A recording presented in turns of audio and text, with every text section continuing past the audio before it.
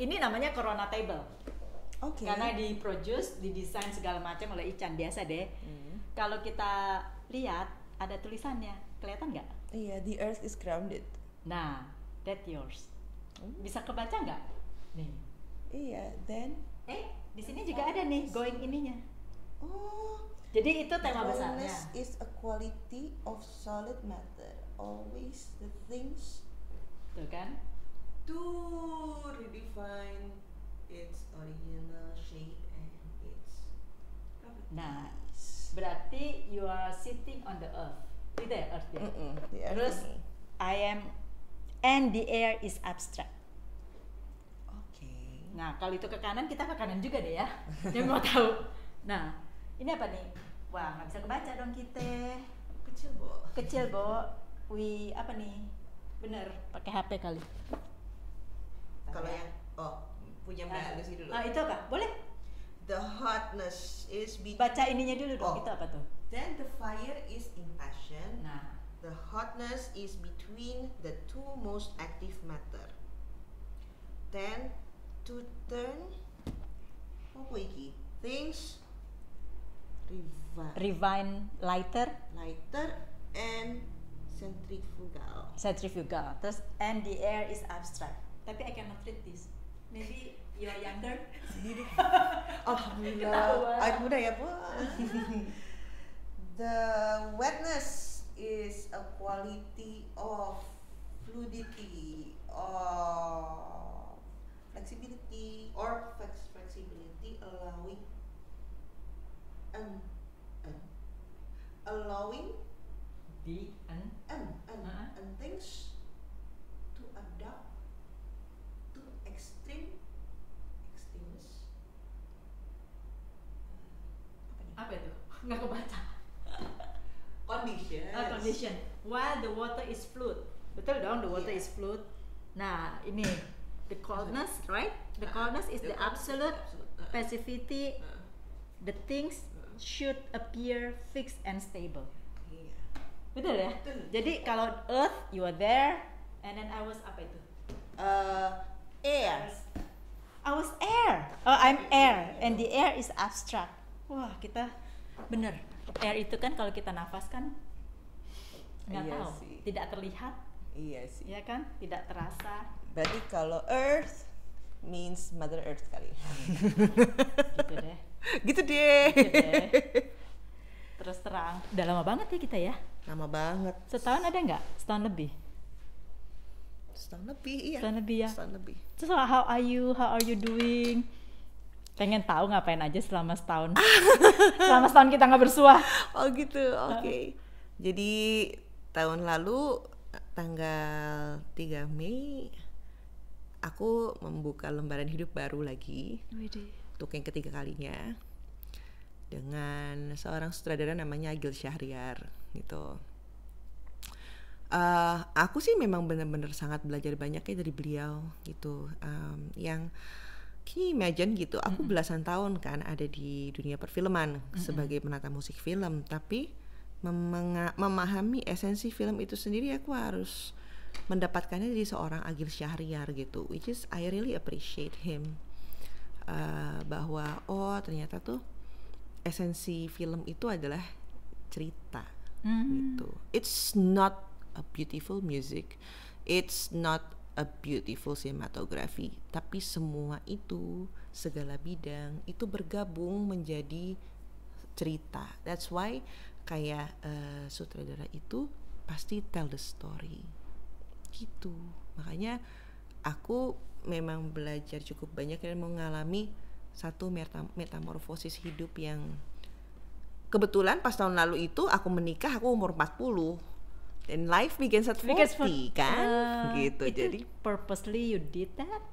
no, I didn't do it on purpose. Emang bener-bener gimana ya Mbak, cepet banget itu kejadiannya. Gitu ya. Boleh curhat-curhatan nggak boleh? Jangan. Kita dikit aja dikit. Siapa tahu aja nanti terbentur dengan sesuatu yang inspiring people kan. Oh gitu. Namanya wanita. Oke. Aku tuh baru ingat gitu. Jadi waktu itu aku sempet diwawancara sama salah satu media. waktu itu ada salah satu film yang sebenarnya film itu memang berkisah tentang seorang legend, vokalis gitu. Terus karena aku memang mengidolakan vokalis itu dari SMP, terus aku pengen kalau memang dibikin filmnya aku ngisi musiknya gitu. Dan aku bilang iya sih, aku pengen dilamar sutradara untuk film itu gitu. Terus begitu pas tayang judulnya gede-gede, Tia mau dilamar sutradara gitu ngomongnya. Aku pikir sutradara siapa ini mau ngelamar kita udah kawin, aku bilang gitu. Cuman semua terjadi dengan cepat dan aku akhirnya ya sayangnya aku bercerai untuk kedua kalinya, dan kemudian tidak lama kemudian aku menikah dengan seorang sutradara. Sutradara yang itu atau sutradara yang lain? Tapi statusnya tetap sutradara gitu. Sampai waktu pas mau merit, aku memang dibilangin, warning gitu, Tia kamu harus memperhatikan penampilan sekarang. Kamu istri sutradara loh, gitu. Wow, gitu. Dan aku juga tidak pernah berpikir dan tidak pernah bermimpi seumur hidupku aku menikah dengan seorang sutradara gitu. Yang which is legend juga kan, Mbak? Iya. Pernah kerja sama nggak? Belum pernah sama sekali. Belum pernah kerja sama dari musik? Belum pernah sama sekali. Kita sebenarnya sama-sama di satu industri. Sebelum ke dunia film kan aku di dunia iklan juga. Nah, dan juga selama aku berada di dunia perfilman, aku di periklanan juga. Jadi mau nggak mau kayak TVC, Radiocom itu pasti kan jadi makananku sehari-hari juga gitu. Dia juga begitu, dia sutradara, he is the best director untuk food, terutama ya untuk makanan. Oh ya? Food and beverages itu dia the bestnya. Beberapa klien-klien multinasional dia pegang gitu, dan dia menjadi most top 5 director TVC di Indonesia gitu selama bertahun-tahun. Tapi kita nggak pernah kerja bareng. I see. Terus ketertarikannya kita boleh dong ya ngegosip. Gosip nih kan over the coffee, nggak ada kopinya. Oh iya. Oke, jadi ya dia approaching, aku pengen kerja bareng dong Mbak gitu ya. Terus tiba-tiba beberapa bulan dia sering komen-komen Instagram aku kan. Terus udah gitu tiba-tiba di suatu awal Maret gitu setelah aku ulang tahun, ya udah kita udah mulai intens kan, dan tiba-tiba dilamar. Udah gitu ya dilamar ke keluarga besar, dan 2 bulan kemudian I'm getting married gitu. Jadi pas tanggal 3 Mei itu gitu. So quick but so fun and so challenging. So for 1 year, udah 1 year ya kurang udah lebih. 1 year, udah. It's about 1 year ya. It's about 1 year. Iya. So is there any different? Ada perubahan sebelum dan sesudah married? Bedanya banyak ya? Banyak. Aku mengalami satu big hijrah kali ya. Jadi maksudnya big hijrah itu adalah apa yang biasa aku lakukan di masa sebelum aku menikah ini, itu tidak aku lakukan lagi di masa ketika aku menikah. Yang aku pikirkan sebelum menikah, tiba-tiba ada yang kejadian di sini gitu di pas menikah. Jadi benar-benar semuanya tuh kayak sort of upside down gitu, kayak gitu Mbak gitu. Terus ya salah satunya ya yang ada di depan ini. Aku tuh memang sudah memimpikan untuk beberapa tahun yang lalu itu untuk menulis gitu. Jadi lebih apa ya, oke, musik itu kita anggap sebagai main job gitu misalnya. Tiba-tiba aku ada keinginan untuk bercerita. Begitu bercerita, aku nulisnya di handphone aja kayak curhat gitu. Nah terus sempat aku mau menjadikan sebelum ini sebenarnya ada satu judulnya 40 kilo, tapi tidak pernah kejadian karena nggak pernah ada yang nyokong aku dan tidak pernah ada yang mendukung gitu, kayak yang ayo Tia untuk menulis, ayo Tia you can do it gitu. Nggak ada yang ngomong gitu. Satu-satunya laki-laki yang bilang oke Tia ayo, kalau kamu bisa nulis kamu nulis, itu adalah Mas Agil.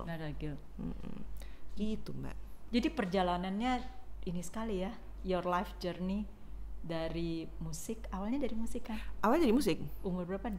Umur Musik. very young ya? Aku belajar musik umur 3 tahun di IMI. Waktu itu aku memang tidak bisa ngomong. Dan akhirnya papa mama memang menyekolahkan aku karena ya mereka selalu ngeliat aku tuh main elektron, jadi pasang buku cerita, main elektron, panggil helper gitu, nyanyi ya gitu. Jadi bisa nyanyi untuk kita dong. Iya lah ya. Nyanyi ya. Yoi. Nah terus aku sambil ini ya benerin jilbab. Gak apa-apa. Terus umur 6 tahun aku umur 3 tahun aku sekolah, umur 6 tahun aku pindah sekolah ke Yayasan Pendidikan Musik YPM di Manggarai. Terus 7 tahun aku lulus, terus belajar sama Om Abang almarhum ya Elva Sesyoria. Terus sempat belajar juga sama Mas Indra Lesmana. Habis itu aku mulai terjun di tahun 97 sebagai musisi profesional. Jadi bikin jingle, belajar pertama kali situ gitu. Sampai akhirnya tahun 98 aku menjadi konduktor. Quite young, 19 tahun kan umurku waktu itu. Dan ya pastilah ya. Perasaannya apa umur 19 tahun itu jadi konduktor? Ngebayangin nggak terbayang ya, soalnya konduktor kan biasanya yang sudah jarang sekali melihat yang muda.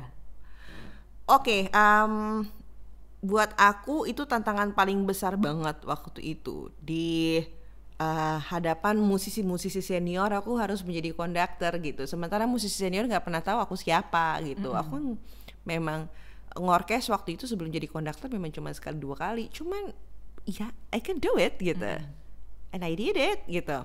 Dan begitu pas udah main gitu, ya tiba-tiba memang sih ada beberapa musisi yang pasti protes gitu. Mungkin sampai sekarang kali ya yang kayak tidak bisa terima gitu sosok aku gitu. Tapi I don't care. Iya. Sekarang pertanyaan aku adalah apakah mereka akan menghambat cita-cita aku? No way gitu. Ya udah. Akhirnya aku terus dan kebetulan alhamdulillah papa juga support kan gitu. Sampai 13 kali pertunjukan. 13 kali pertunjukan. Abis itu yang ke-14 memang hilang karena aku memang mesti konsentrasi ke iklan lagi. Jadi itu terus udah gitu ya dengan beberapa goncangan personal yang terjadi di ya pokoknya gitu deh. Kehidupan. Aku tidak mau cerita lebih jauh juga. So akhirnya tahun 2005 aku memutuskan untuk pisah dari papaku dan bikin studio sendiri gitu. That's another challenge. You're on your own sendiri. On my own. Tapi tetap disupport papa? Enggak, sama sekali. Sama sekali enggak. Kalau itu membuat keberanian itu dari mana? Karena anak-anak. Aku sekarang gini, aku kalau misalnya mau menangisi hal-hal yang ada gitu misalnya, nggak bisa gitu. Life must go on.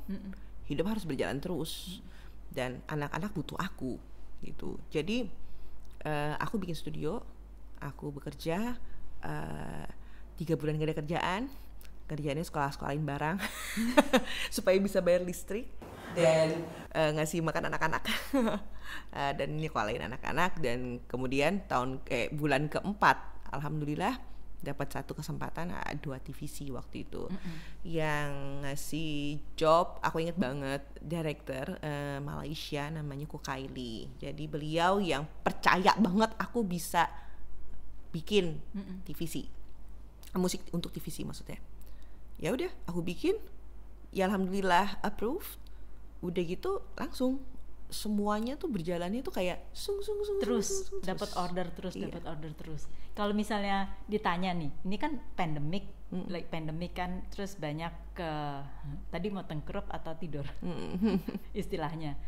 Dan sebagai perempuan kan ada yang bilang double job lah, triple job. Maksudnya kok karena di rumah ngurus anak, ngurus suami, kemudian bekerja. Nah, menurut Tia itu sesuatu beban nggak sih sebenarnya? Mungkin kalau perempuan lain akan bilang ini beban, karena sebenarnya kan memang kalau dalam kehidupan rumah tangga suami istri itu harus bonding kan, dan ketika salah satu ada masalah yang satunya pasti akan ikut berefek gitu. Kalau aku memilih untuk tidak ikut berefek karena apa? Dari tahun 98, inget dong Mbak, waktu aku jadi konduktor umur 19 tahun, kita itu sedang ada di masa krisis. Krisis moneter kan? Ya. Itu krisis kan? That's crisis gitu. Dimana semua juga tengkurap, tiba-tiba nongol TNT Orkestra gubrak gitu kan. Udah. Terus tiba-tiba tahun 2005 kita mengalami krisis keluarga besar gitu, which is tiba-tiba aku ya udah melipir aja gitu, terus bikin aja sendiri, terus bangkit aja sendiri, dan tiba-tiba menemukan satu titik yang memang menjadi cita-cita aku jadi penata musik film. Itu di situ aku ketemu pertama kali tahun 2007.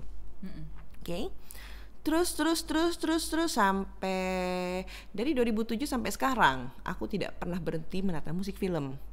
Cuman di tahun ini memang sih pandemik ini mendunia dan aku merasa sih seperti tahun 98 sebenarnya. Tapi aku juga nggak tahu ya Mbak, ini tiba-tiba aja sih ya, alhamdulillah Allah selalu ngasih jalan gitu ya. Sebenarnya setahun lalu sejak aku nikah dengan Mas Agil tuh aku selalu bertanya gitu, kenapa sih Mas Agil tuh nggak pernah jadi director film, sutradara film gitu, film director gitu, yang mana aku selalu kerja dengan Mas Hanung yang notabene satu alma mater sama dia. Terus udah gitu Mas Hanung tuh bisa cemerlang gitu, aku bekerja sama dengan siapa-siapa lagi gitu, tapi mereka bisa kok gitu, tapi kok ini Mas Agil nggak bisa ya, padahal kemampuannya sangat luar biasa gitu. So dengan dorongan itu di sekitar minggu kedua atau minggu ketiga, aku lupa sih, tapi Januari aku menulis skrip. Ya seperti kita tahu kan, as a professional pasti penulis skenario itu amat sangat pricey gitu. Jadi aku memutuskan untuk nekat deh gue gitu. Itu the first time tulis skrip atau? The first time nulis skrip. Aku menulis secara organik. Jadi aku nggak pernah tahu tuh yang namanya, ternyata nulis itu ada act 1, ada act 2, ada act 3, sebelumnya mesti ada logline, ada dramatic question, terus dia gitu ada karakter profile. No, aku tuh nggak tahu apa-apa gitu.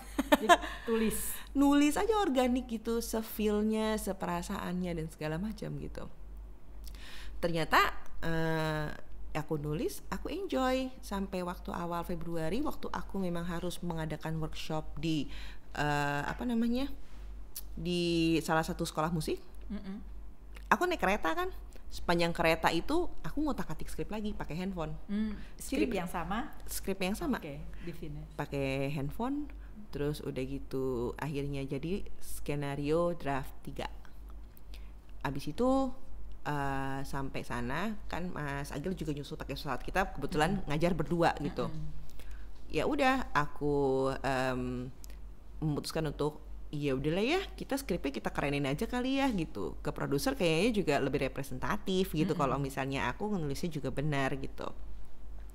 Ya udah akhirnya aku download satu apps gitu, terus aku salin ulang yang di handphone, aku salin ulang di laptop gitu. Tuk. Skenario tapi masih skenario Mbak. Memang purpose-nya untuk ya udah ini buat film pertamanya Mas Agil gitu. For his first debut lah ya. Terus udah selesai, terus boleh dong dipstick dikit, namanya juga mau nanya gitu kan. Ya nanya sama sahabat-sahabat and no one care, nggak ada yang peduli deh tuh skripnya kayak gimana. Gak ada yang kasih feedback, komen? Nggak gitu? ada sama sekali. Yang kayak ya udah deh, mungkin mereka masih nganggap aku penata musik film kali ya gitu. Nah terus barengan kan, karena di Februari itu ingat kan Mbak, kan udah mulai ada berita corona itu. Udah mulai Januari. Februari itu aku emang udah diwanti-wanti pakai masker kalau di kereta kayak gitu kan.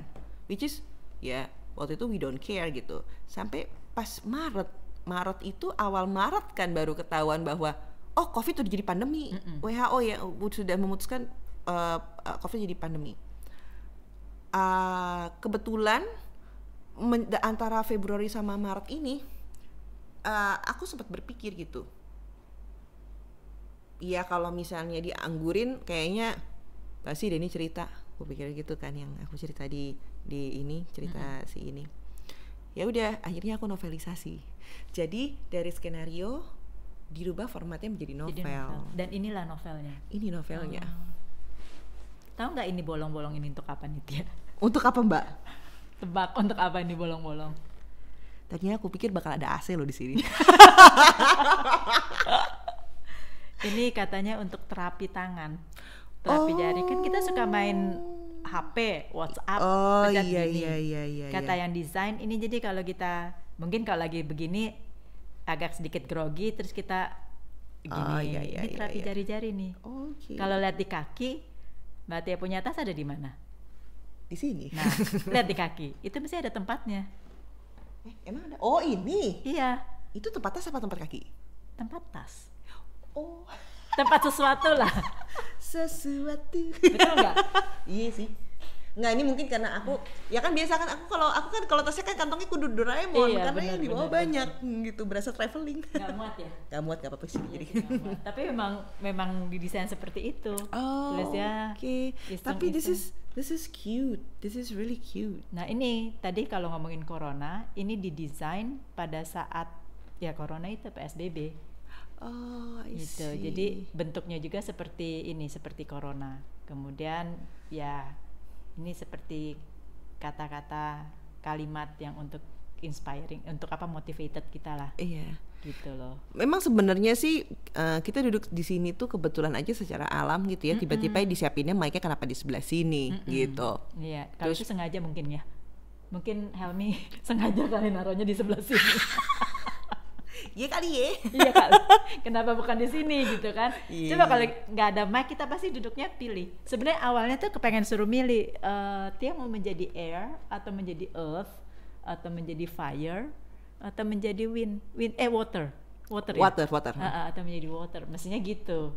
Tapi nggak apa-apa sih Mbak. Maksudnya dengan begini berarti secara alam. Aku tuh percaya banget dengan kekuatan alam. Maksudnya kayak gini. Oh, kalau di depan mata itu ada begini, oh berarti it's a sign. Karena kalau di agamaku ya Mbak, Quran surat Al-Alaq ya, Iqra Bismillahirrahmanirrahim gitu. Berarti membaca itu bukan hanya membaca tulisan, membaca itu juga membaca pertanda alam. Sign. Makanya misalnya mau mataharinya mau terbit, berarti kan ada ayam berkokok. Itu aja udah sign gitu. Nah demikian juga dengan yang di depan-depan sini. Oh kalau gitu begitu dibilang the earth is grounded gitu, berarti okay, I'm sitting in front of Mother Earth ini berarti gitu. Karena kan Mother Earth, Mother Nature, Mother Earth gitu. Ada connectednya nggak sih? Connection dengan you yourself, Mother Earth? Kayaknya sih ada ya. Mungkin bukan. Kita agak sedikit gaya-gaya inilah, jadi sering gitu. Aduh, aku udah kelamaan jadi dukun Mbak. Iya, ada tahu dukun lah. Jadi mungkin ada kaitannya juga tiba-tiba panggil aku Mama. Kemudian memang ini berkaitan dengan hubungan ibu dan anak. Iya, sebenarnya ya when I saw this di mana Instagram ya kalau nggak salah. Kan kita berteman kan? Oh iya. Kayaknya kita berteman terus panggil aku Mama ini hanya lihat aja terus dia bilang ini novel yang pertama. Jadi it's very inspiring karena ini zaman Corona PSBB 3 bulan. Ini menulisnya sejak kapan? Januari minggu ketiga kira-kira. Januari dari minggu skenario ya? Dari skenario itu. Skenario. Skenarionya sendiri setahun sebelumnya ya? Enggak, dari awal tahun ini. Bikin skenario. Jadi memang sebelum Covid. Jadi sebelum Covid kebetulan aku nulis. Nah itu kenapa I said very inspiring karena dalam 3 bulan yang kalau kita nggak kuat berkeluh kesah ini nanti mau gimana, there's no light at the end of tunnel, masih gelap banget. Tapi bagi seorang Tia Subiakto menulis malah produktif gitu. Iya sih. Iya kan? Ya. Inspirasi kemauan itu datang dari mana? Karena aku ingin mempersembahkan ini untuk suami dan anak-anakku sih sebenarnya. Terutama untuk suamiku. Ini memang skenario yang ini akan menjadi film pertama suamiku. Bismillah gitu ya, kalau memang ada jalannya dan kalau memang ada investornya, kalau memang ternyata semuanya diizinkan oleh Allah gitu. Cuman kan tadi aku seperti yang aku cerita sebelumnya sama Mbak Lucy bahwa ya keadaannya begitu, nobody care gitu, semuanya sama ini masing-masing gitu, sama kesibukan masing-masing. Aku pun juga kemarin juga sempat ditelepon juga kayak pas waktu lagi memutuskan untuk novelisasi. Jadi waktu pas Februari itu sudah mulai agak masuk ke Indonesia, corona, ASEAN juga udah mulai kena kan. Terus udah gitu kok tiba-tiba getting worse, aku akhirnya memutuskan untuk novelisasi. Ya udah, kalau novelisasi kan tinggal ya udah, yang penting batang jalan ceritanya itu kan sudah fix gitu. Jadi akhirnya tinggal ya udah kita novelisasi aja, kita bikin aja formatnya bahasa novel. Tentu karena ini novel pertama, aku memang dibantu oleh seorang editor namanya Mas Oksan. Itu juga ketemunya awal Maret. Jadi awal Maret itu bener-bener yang kita cuma ketemu sekali, abis itu udah. Mother Earth is really on your side. Iya makanya aku juga gitu kan. Setelah mengingat-ingat memori-memori itu lagi sebenarnya Mbak. Nah terus Mas Oksan ngerjain, aku kurang 2 chapter lagi untuk novelisasi. Udah PSBB, udah yang begini begitu, terus yang aku ingat para musisi pada komplain gitu, terus para kru film juga pada para pelaku insan perfilman juga pada aduh gimana nih kita syuting diberhentiin gitu kan. Terus keluar surat bahwa ada beberapa PH yang di attention bahwa kita tidak boleh syuting karena crowd dibatesin, kemudian kita harus jaga jarak gitu-gitu. Nah, memang sih aku masih memang ada beberapa pekerjaan film, tapi setelah itu what's next juga gitu. Jadi akhirnya aku merasa bahwa keputusan novelisasi ini ternyata tepat ya. Cuma aku juga pada waktu itu benar-benar mengambil satu kenekatan baru Mbak, dan itu menjadi challenge. Apa tuh? Ceritain dong. Siapa tahu aja bisa menguatkan kita. Iya. Jadi goyang-goyang ya. Nggak apa-apa kan? Nggak gempa kan? Tiba-tiba. Iya, tiba-tiba gempa. Nah jadi panggil aku mama ini tuh sudah di dalam berupa naskah, dan secara batin aku memutuskan untuk mengedarkannya dengan jalur indie. Nah itu yang menjadi tantangan buat aku. Wah menantang banget Mbak, sumpah menantang banget. Nah terus aku akhirnya menghubungi sepupuku namanya Rusty Fisher untuk bilang, Dek tolong dong Dek bantuin aku dong gitu. Kenapa Ti gitu? Aku mau ngeluncurin novel pertama nih, mau bikin cover design gitu. Dia mau gitu, kebetulan Rusty mau, alhamdulillah. Terus ya udah kita berkarya bareng-bareng. Jadi aku maunya kayak gimana. Jadi ini sih untuk konsep basic si cover design itu by me. By you. Oh, oke. Memang sih ini nekat banget. Sumpah nekat, maksudnya gila loh, hari gini orang-orang pada mikirinnya kita mau makan apa besok. Iya. Tapi aku di saat itu cuman bertanya, aku besok mau berkarya apa gitu. Itu satu pertanyaan yang aku pegang, dan itu prinsip gitu. Ya udah akhirnya lanjut cerita, dua-duanya jalan nih Mbak. Nge-cover design iya, terus yang editing juga iya, terus approaching penerbit juga iya. Aku ngambil penerbit Stiletto Indie Book. Stiletto itu penerbit yang menerbitkan cerita-cerita yang bernafaskan perempuan. Jadi ya gitu Mbak, aku difokuskan memilih. untuk perempuan. Difokuskan untuk perempuan. Jadi ya? semua buku-bukunya itu memang tentang perempuan, tentang ibu, tentang walau non fiksi pun juga. Jadi bagaimana how become a working mom.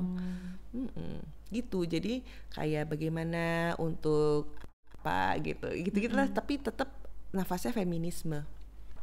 Jadi aku memilih ini, dan aku memilih sendiri sih Mbak. Jadi maksudnya based on my feeling. Mungkin aku memang ngebrowse gitu, ngelihat. Oke, ini penerbit ini produknya apa aja sih? Karena kan memang kalau jalur indie harus lebih berpikir dengan jernih kan, mau milih penerbit siapa gitu. Ada akhirnya putusanku aku jatuhkan ke Stiletto. Jadi challenge-nya apa pada saat ingin menerbitkan dari menulis itu ada challenge tersendiri ya. Challenge tersendiri. Dari situ sudah challenge tersendiri kan Mbak. Masuk ke penerbit juga meyakinkan penerbit aku itu punya naskah aja, itu memang aku udah deg-degan Mbak. Karena kan aku penata musik walaupun film gitu. Tapi ya deg-degan ya Mbak, bukan penulis gitu.